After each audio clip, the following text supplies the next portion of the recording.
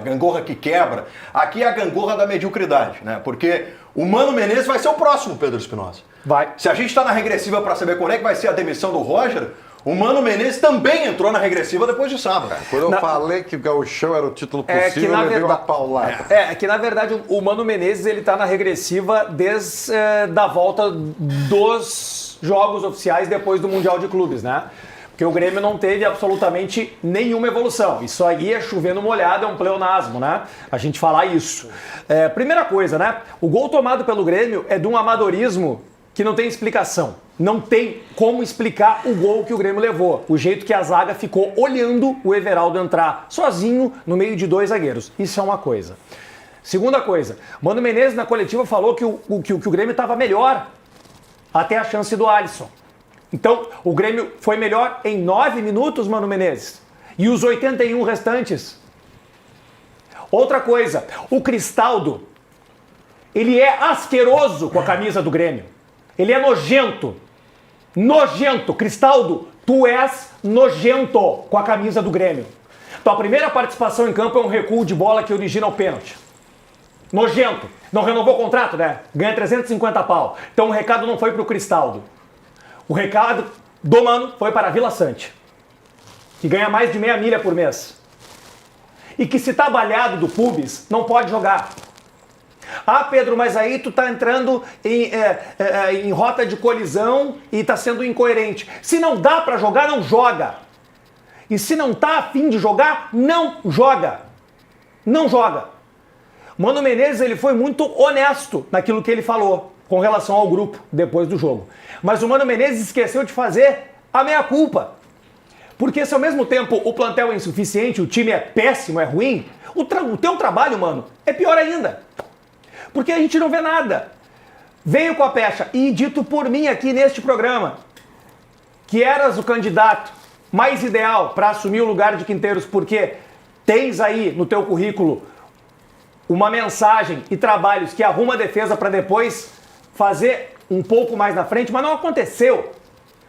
O Grêmio é a repetição do mesmo Grêmio, das mesmas mazelas, das mesmas coisas, estereotipado nessa direção, incompetente, estereotipado no trabalho do Mano, incompetente, estereotipado em jogadores que não têm conexão nenhuma com a realidade,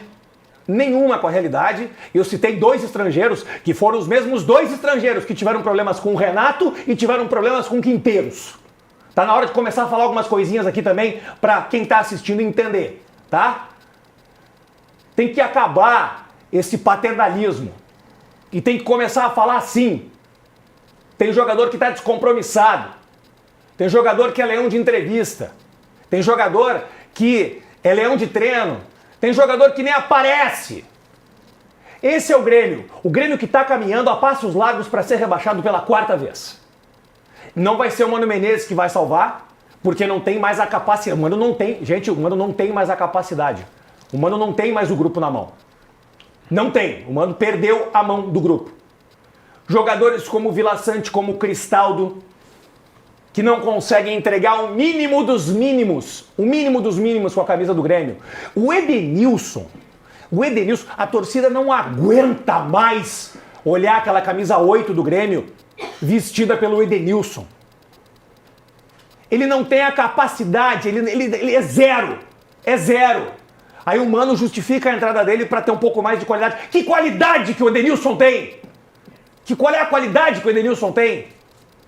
O Fábio assistiu o jogo de camarote na goleira do Fluminense. O Fábio não foi acossado uma vez. O Grêmio não chutou uma única vez. O Grêmio é um time bunda mole. O Grêmio é um time medroso.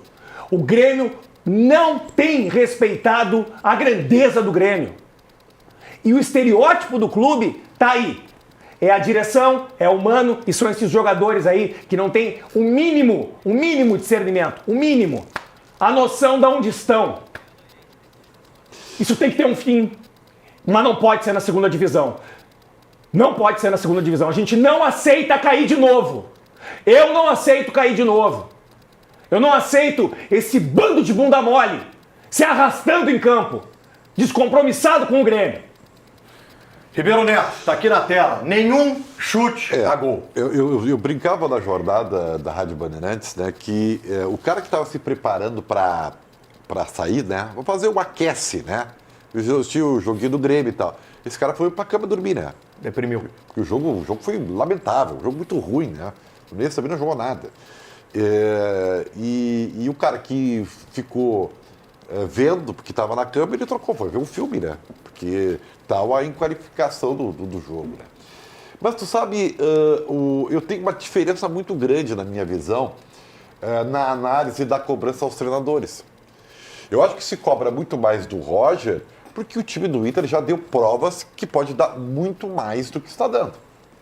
No caso do Mano, embora eu também acho que o trabalho dele não está fazendo efeito, tem uma grande diferença. O time do Grêmio é um dos piores times da história do clube. O grupo foi muito mal armado, ele é desequilibrado, o perfil dos jogadores selecionados. O Grêmio conseguiu a proeza, por exemplo, de contratar por uma fortuna o Pavon, e não satisfeito, ele contratou um Pavon mais jovem, que é o Kiko Oliveira. Quer dizer, o mesmo perfil, o mesmo tipo de jogador, as mesmas características. O problema do Grêmio é conhecimento de futebol, sabe? Então eu também não vejo como o Mano Menezes o Mano é um bom treinador, experiente e tal. E o Mano está verbalizando isso. Ele está dizendo que ele está com dificuldades de tirar mais, entendeu? É isso, cara. É 45 pontos. Esse jogo contra o Sport domingo é perigosíssimo. Muito perigoso. Vamos colocar o Mano aqui, tá? Eu quero colocar uma palavra do Mano aqui e eu já quero dizer o seguinte, tá? Claro, Ribeiro, que alguém pode ousar criticar o Mano, mas onde já se viu, cobrando jogadores publicamente, vai perder o grupo. Tem que fazer isso. Certo ele. Senão ele vai morrer sozinho. Tá certo ele. Tem que fazer isso. O próximo passo, mano, é dar nome. O próximo passo é dar nome. Vamos ouvir o Mano aqui. Bom, eu achei que o Grêmio iniciou bem o jogo. Jogo aí que nós conseguimos estar bem disposto em campo como equipe.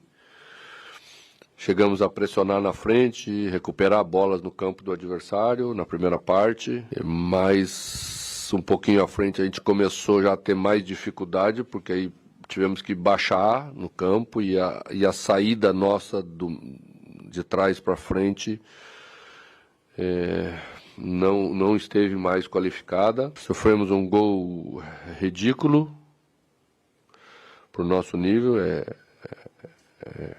inaceitável, mas tomamos o gol. Não tenho que reclamar da entrega da equipe nos 2 últimos jogos. Acho que a equipe se entregou para tentar fazer o resultado. Me parece óbvio que a nossa questão nos últimos jogos, quando faltou alguma coisa, não foi entrega.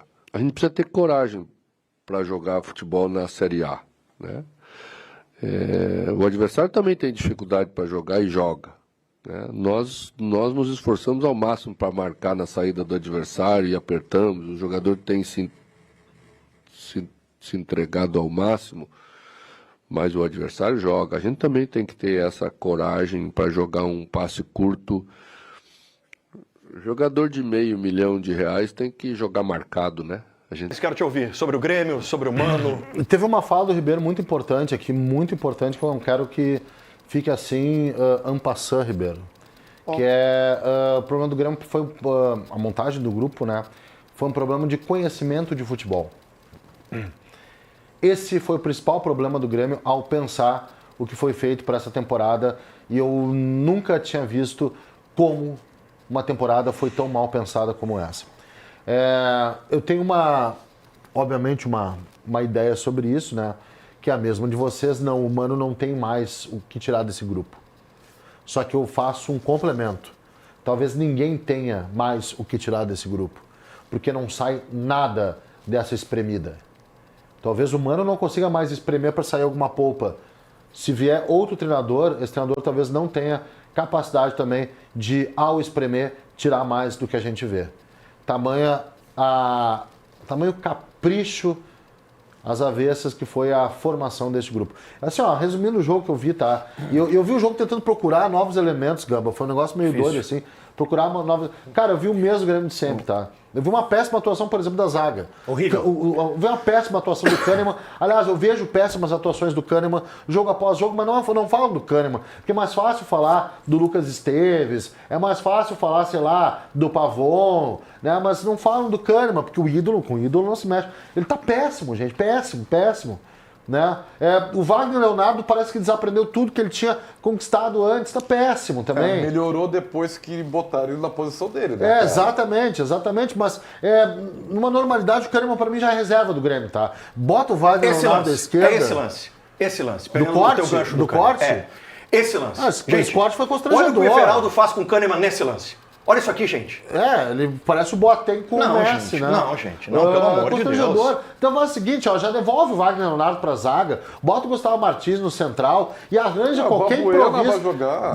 Balbuena ou Balbuena, e arranja um outro lateral qualquer pra fazer ali, porque numa boa, cara, o Kahneman tem que ser reserva, é comprometedor, meio de campo de novo, sem nenhum tipo de questão. A gente fala dos jogadores, de quem coloca os jogadores, mas não tem muito mais.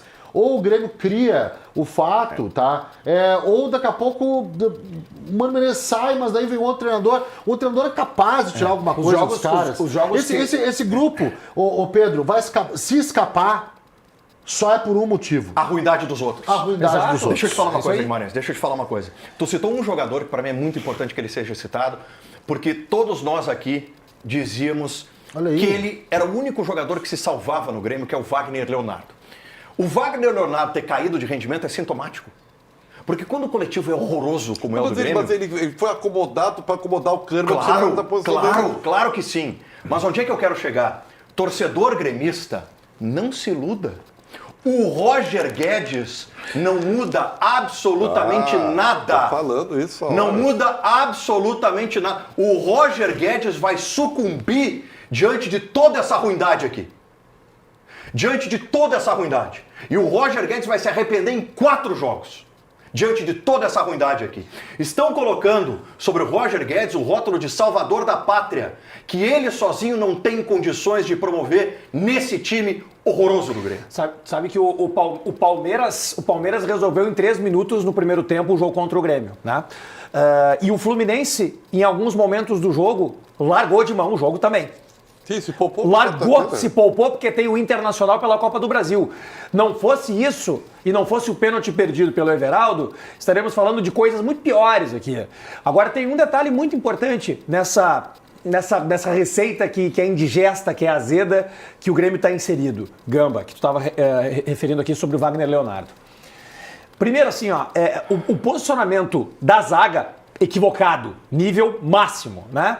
Como é que tu permite que um jogador, um centroavante, consiga ter uma vitória pessoal no meio de 2 zagueiros? Não, isso aí. De 2 zagueiros. Mas é um erro primário que é inadmissível. Não é só inadmissível. Não é só o erro, aí mostra, não é só o erro individual. É o erro coletivo. Isso. O erro coletivo se dá a partir do não treinamento, da bagunça da linha defensiva. Porque quando os 2 zagueiros eles entendem que o Everaldo saiu atrás na hora do passe e que ele não está impedido, que a linha de impedimento foi feita errada, daí eles tentam correr atrás do Everaldo. Mas aí já era tarde, porque aí o centroavante só desloca o goleiro Thiago Volpi. O Pedro captou muito bem. O Fluminense, ele estava pensando na quarta-feira, no jogo do Inter. E ele se poupou, ele retrocedeu, ele baixou em inúmeras vezes a intensidade do jogo. Ele fez o suficiente para ganhar do Grêmio.